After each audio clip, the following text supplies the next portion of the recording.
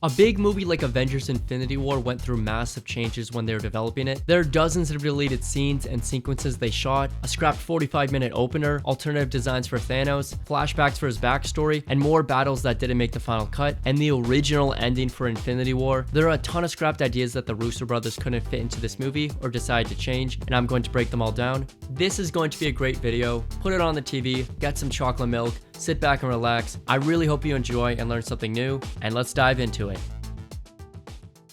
So a big question that the fans had for the directors of the movie, the Russo Brothers, was how Thanos got the Power Stone.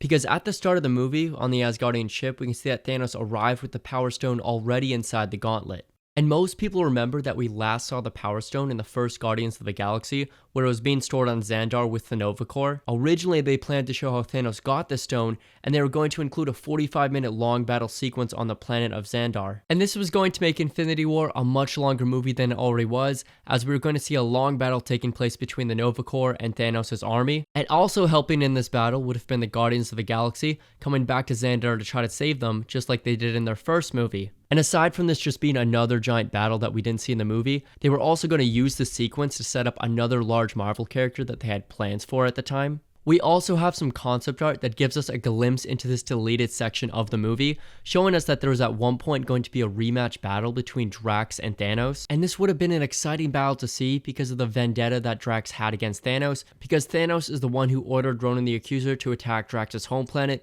which ended up resulting in the death of his family. And the fight between these two is something they even teased back in the first Guardians of the Galaxy. Of course, Ronan was only a puppet. It's really Thanos I need to kill. And preluding into Infinity War, there was a lot of people concerned about Drax's fate and what may happen to him, because it did seem like there were expectations that Drax was going to go after Thanos. And sadly, that excitement turned into disappointment when we got the scene at Nowhere. It wasn't the battle or payoff that fans were expecting, and it also didn't seem fair to Drax's character, and not shown in this illustration, but we do know that the Guardians of the Galaxy were going to be present at this battle, and that Gamora was also going to have another reunion with Thanos, just like she did at Nowhere. And here in this other illustration, we can see the two of them going up against each other. And if you look at Thanos' face, you can see that he has a much more vicious and violent looking grin on it, showing that this version was similar to the 2014 version of Thanos compared to one that we got in Infinity War, who was a lot more sympathetic and wasn't trying to kill anyone. Compared to the scene at Nowhere, where Thanos could have easily obliterated Drax, but instead he used the Reality Stone to stop him. Aside from the Guardians of the Galaxy, we are also going to get some returning characters, one of them being Nova Prime, who was played by Glenn Close, and then John C. O'Reilly's character. The reason that they ended up cutting the Power Stone heist is because it added so much time to what was already considered a long Marvel movie. It also would have been very expensive to make this because this movie was heavily CGI reliant. For Infinity War, there was around 3,000 shots, and 2,900 of those used VFX in some way. The writers also felt that they had too many MacGuffins present in the movie and they want to limit the amount that you'd see on screen. And as you'll see in this video, they also didn't want to repeat on certain themes. And for this instance, the reunion between Thanos and Gamora, only because they were going to run into each other again on Nowhere. They felt that withholding the reunion between these two until they met on Nowhere would help strengthen the emotional tension between the two of them, and also because it followed another guideline that they established, and that was that every stone collection scene had to be deeply plot-based and also deeply character-based. For example, when Thanos got the Space Stone, we saw Loki's death and Thor losing his brother. And for the Soul Stone, we saw that Thanos was actually going to sacrifice something that he loved. And for every other collection scene, there were some deep character moments embedded in them. And when it came to the Power Stone, they just weren't seeing the emotional connection with the people of Xandar. Of course, seeing the destruction of an entire planet and the people that lived on it was sad, but it just didn't resonate enough with the general moviegoers, because over the past Marvel movies, we hadn't spent that much time on Xandar, and there was the chance that some people may not even remember these characters. Not only was this going to be another battle for us to watch, but Marvel also wanted to use this as a stepping stone to set up another big Marvel character that they had plans for at the time,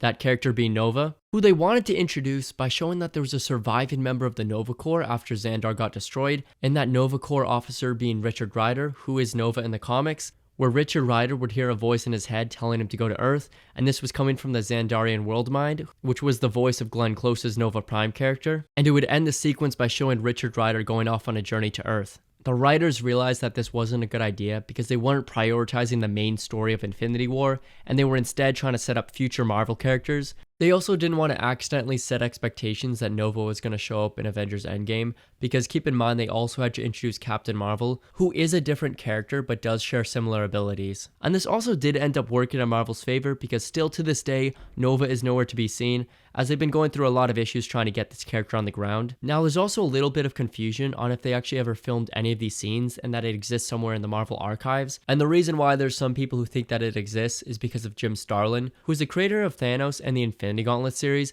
and he ended up saying that a couple weeks before Infinity War came out, he got a call from the Russo Brothers saying that they're cutting the Xandar sequence because they didn't want to spend money on the VFX. And the other source is from Stephen McFeely, one of the main writers for Infinity War and Endgame, and he said that the sequence was never shot, but they did consider it in early drafts. Personally, I'm more willing to believe one of the main writers opposed to Starlin, who wasn't a producer or writer or as involved in the movie's production as the writers, and not only did cutting this scene lower the movie's runtime and put less stress on the VFX team, but it also gave them a much colder opening to the movie. Thanos attacking the Asgardian ship was a lot more striking and engaging for the audience and set the stakes of the movie, but interestingly enough, they also shot an alternative version of that where Loki ends up surviving. And this only created more confusion and skepticism on if Loki really died because of his history of faking his own death. And how this alternative scene played out is when Thanos was going to reach out and grab Loki's neck, his arm was going to go through him, and Loki was actually going to be projecting himself, and he was going to escape and leave Thor and the rest of the Asgardians to fend for themselves. Now, the reason that they ended up shooting the scene is because they wanted to prevent spoilers from getting out,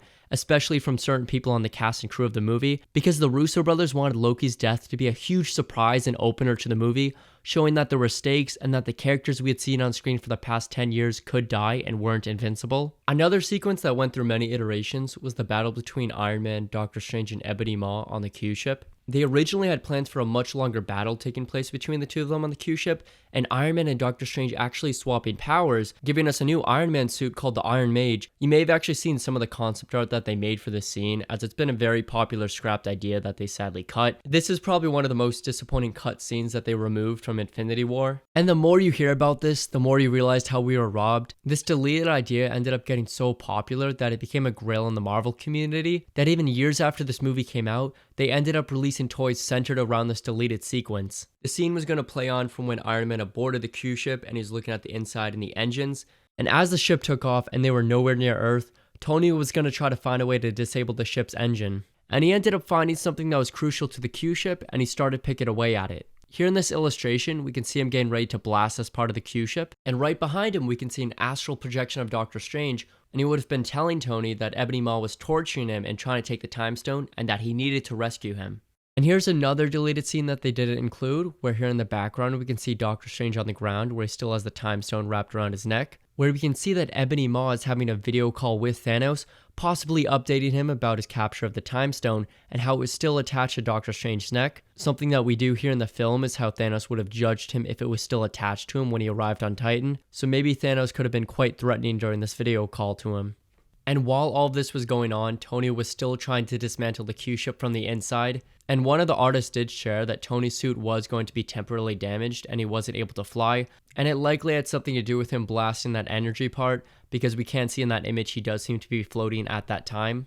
And Tony not being able to fly did slow him down, where it ended up taking a lot longer to get to Doctor Strange. And here in this other illustration, we can see Iron Man navigating through the ship, and Doctor Strange is astral projecting himself again, but this time he is yelling at Tony and asking him what is taking him so long. And because Tony wasn't able to fly, there was no way that he could get down to help Doctor Strange, and like Tony always does, he thought of a solution to a problem, so he ended up shooting his nanotech onto Doctor Strange, forming a brand new Iron Man suit. And we have some concept art of that exact scene that they shot. Here we can see the nanotech wrapping around Strange's body as the needles are trying to enter it, and the nanotech is blocking it out, and it's also wrapping around the Eye of Agamotto, similar to an arc reactor. The artist who made this even had a name for this specific Iron Man model, and that was the Iron Mage. And after Strange had fully equipped the suit, he was going to start attacking Ebony Maw, and joining him would be Tony Stark, who was wearing the Cloak of Levitation to assist him. And this wasn't going to be a quick battle with Maw like we saw in the movie, as it was apparently going to be another 5-minute sequence. And believe it or not, but this idea went a lot further than just making concept art, because they actually filmed this entire fight sequence. So somewhere in the archives at Marvel Studios, this footage and fight does exist, but they chose to cut it. We know about its existence because of what the Russo Brothers have said, and also this image of Robert Downey Jr. wearing the Cloak of Levitation on the set. I'm really disappointed that they ended up cutting this from the movie, and personally it's one of my favorite scrapped ideas that they had for Infinity War. And not only just because of how cool it looks, but also because this is the last chance that they had to pull this off because of the death of Iron Man in Avengers Endgame. I mean, just look at Benedict Cumberbatch in this photo. Doesn't this look amazing? Even though this is a really interesting concept, I can see why they may have cut this, as this fight heavily favored Doctor Strange instead of Iron Man, who's the main character in both Infinity War and Endgame. By giving Tony the cloak of levitation, it only really allows him to fly around, where Doctor Strange is the complete opposite and he becomes a tank in this situation. And taking the Iron Man and Doctor Strange power swap out of the picture, there was also another alternative fight that they had. This one ended up including Spider-Man, and it would have been another 5-minute battle with Ebony Maw. Here in this image, we can see Iron Man blasted him as he's steering the ship, and Spider-Man is swinging in. And if you look closely, it doesn't look like Peter has the Iron Spider suit on. And the reasoning that they decided to simplify it to the version we got, where they shoot a hole in the ship and Ebony Maw gets sucked out, is because they felt that this movie already had too many fight scenes and it would just get boring to the viewer, and there's no reason to have another 5-minute battle. They wanted to create a scenario where it made sense for Tony to defeat Ebony Maw, who's a much more powerful character than him. It's also a move the viewers wouldn't expect because Ebony Maw got taken out in such a short amount of time. And they ended up taking inspiration from Raiders of the Lost Ark, from the scene where Indiana shoots the guy with a sword. It was an unexpected move and a surprising one for the viewers, and this also wasn't the only scene that took inspiration from Raiders of the Lost Ark. It also allowed them to add on to the running on joke from Captain America Civil War of Peter giving Tony fight ideas from old movies that he saw. And speaking of Captain America Civil War, there was another point from that movie they wanted to build off of, and that was for Rhody. The scene where he ends up getting shot down by Vision and crashes into the field. It was a close death experience that nearly killed him and also scarred him, and they want to show that Rhodey's character was still going through the trauma from that fight. And to display this, they actually wanted to have Rhodey present at the fight in Norway against Proxima Midnight and Corvus Glaive to help out the Secret Avengers, but he actually wasn't going to be there physically and would have been there in spirit because he was piloting his own suit. The reason that Rhodey wasn't there physically is because he was still dealing with the trauma and fears into going into combat because of what happened in Captain America Civil War, and this roadblock was something that Rhodey was eventually going to overcome as the movie progressed. There's a couple of reasons why they didn't include this in the movie, one of them being that they didn't want to repeat on similar themes that they had going on throughout the MCU, that being from Iron Man 3 where Tony Stark was still dealing with PTSD from the first Avengers movie. They also just didn't have enough time to build out Rhodey's character, so they ended up scrapping this idea. You can also see that the background in this image is different than the train station in Edinburgh where the battle took place, showing that at one point they had a different location in mind.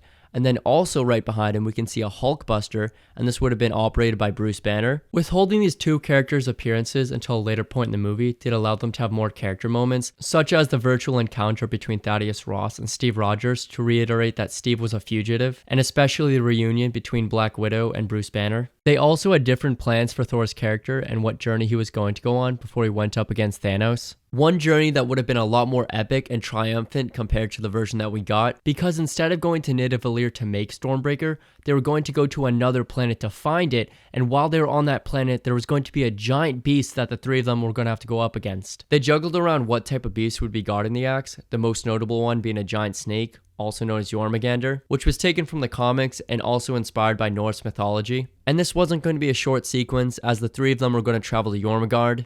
Seen in this illustration, we can see the landing pods that the three of them would have took. There were two different versions of the planet's terrain. In the first one, we can see it looks more like a desert and a mesa biome, where we can even see that there's water present.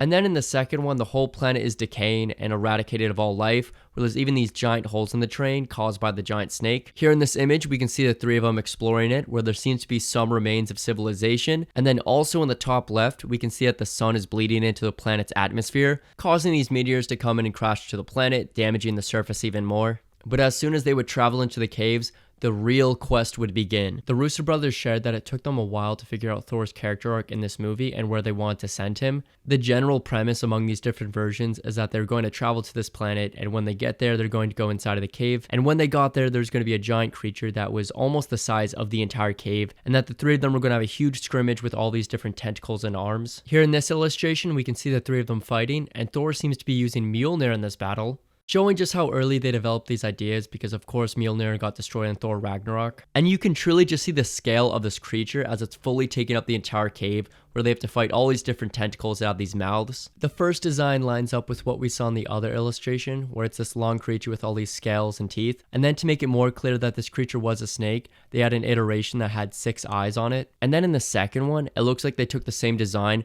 but instead of it all being one creature with multiple heads, they decided to break them all up so they had their own bodies, where we can see they have the same mouths, but they have these clippers and claws that they walk on. And it looks a lot more suited for the haunted cave aesthetic they were going for. And then this is another one that they said, but I don't have any visuals of it. But they did say that at one point they were going to be going up against a dragon. I'm assuming this just conflicted with the Shang-Chi movie that was coming out after Endgame. And then in the final design, it can't get more clear, but this one is a giant snake where it has multiple heads. We can see the 3 of them battling up against it, where Thor even seems to be grabbing one of the serpents by its teeth. You can see that he's holding Stormbreaker, which has a different visual design compared to the axe that we got in the movie. And then also right above him, we can see Groot, who seems to be pulling one of the heads down to the ground. So just imagine an action-packed battle of the 3 of them going up against this giant creature trying to consume them.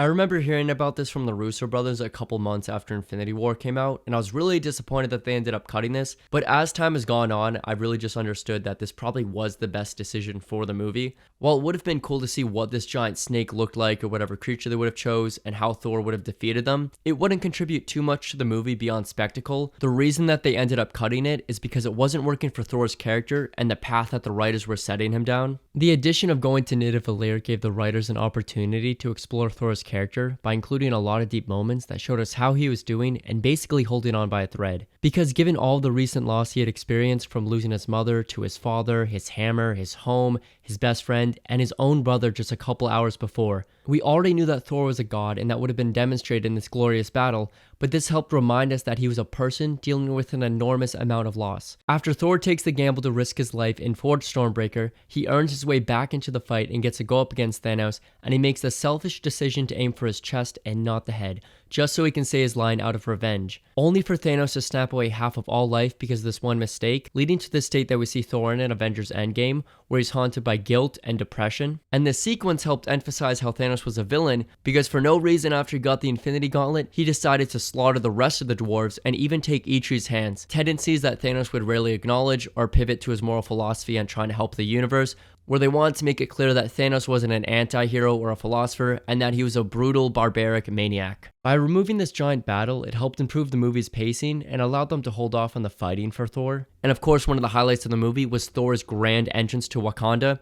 It wasn't just exciting because of how he saved everybody, but also because of how absent Thor was from the fighting and how hungry he was to face Thanos, as we can hear him calling out his name. And of course, the main focus of the movie was Thanos. Even though he was teased at the end of the first Avengers movie, he was still a fairly new character who needed to be introduced. Even though they did an excellent job teasing Thanos over the years, the Russo brothers wanted to add another layer to this character as to what would cause someone to want to kill half of all life in the universe. The Russo brothers didn't just want to copy and paste from the comic book storyline, where the reasoning for Thanos wanting to kill half of all life was to impress death. This premise altogether wasn't that interesting and didn't really fit the tone of this movie or other past Marvel ones. It wasn't what they were going for, and to wrap up a saga they'd been building towards for 10 years with a love story would have been pretty anticlimactic. And while we do get a lot of moments about Thanos talking about his fear of overpopulation, and to expand even further on Thanos' reasoning, we were going to get flashbacks of Thanos' entire life. We were actually really close to getting this, and this would have taken place when Thanos used the Reality Stone to project his past life to Doctor Strange, and we would have zoomed into that scene and the flashbacks would have started there, with Thanos narrating over his life story. Jim Starlin even said that they cut 30 minutes worth of Thanos' backstory from Infinity War,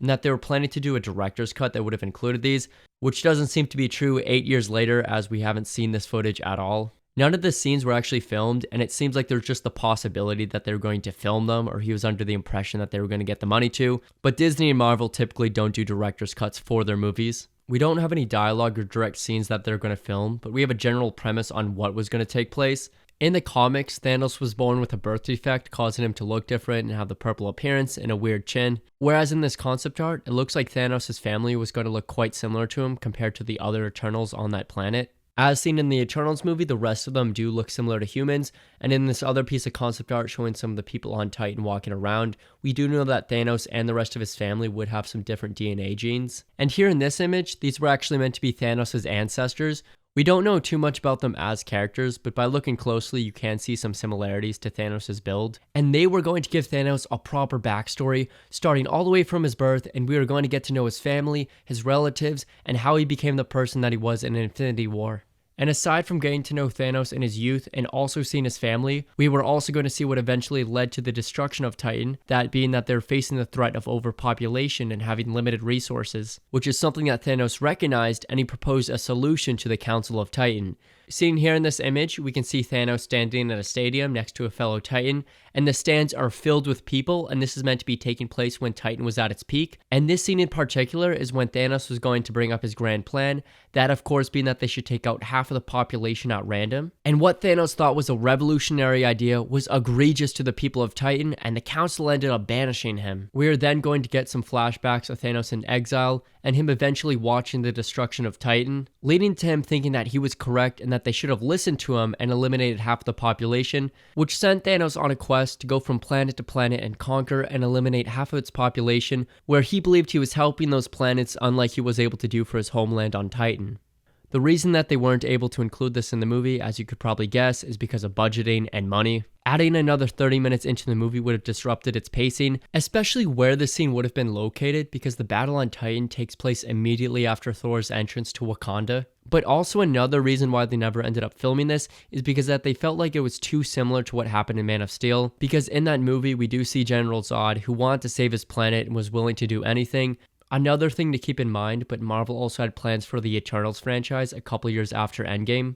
And by diving too much into Titan's backstory, it could have limited what they did with the Eternals characters. For example, they ended up getting Harry Styles to play Star Fox, who's the brother of Thanos, and in the concept art of Thanos' family, it doesn't look like they considered him at that point. But in the end, none of this would really matter, as Marvel's been trying to bury the Eternals franchise and act like it never existed. Here's another illustration, and this one's meant to be showing a younger Thanos after he was exiled. We can see that he's sitting in the same chair that we saw at the end of the first Avengers movie, and he has a completely different appearance as well. And something noticeable over the years since the first Avengers movie is that Thanos had a lot of different looks. I mean, the guy literally had a different shade every movie. And Thanos' appearance is something the artists workshopped a lot, as they had to finally settle on what Thanos was going to look like in these next two movies. The Russo brothers even said that if Thanos didn't work, the movie didn't work. Even besides visual designs, there was a lot of work with the motion capture to make sure Thanos looked realistic enough to the audience. Before they settled on the final design that we all know Thanos for today, the artists went through a lot of different iterations and experimented with different elements on what Thanos may look like, by offering new interesting looks on the Infinity Gauntlet and weapons that he may end up wielding.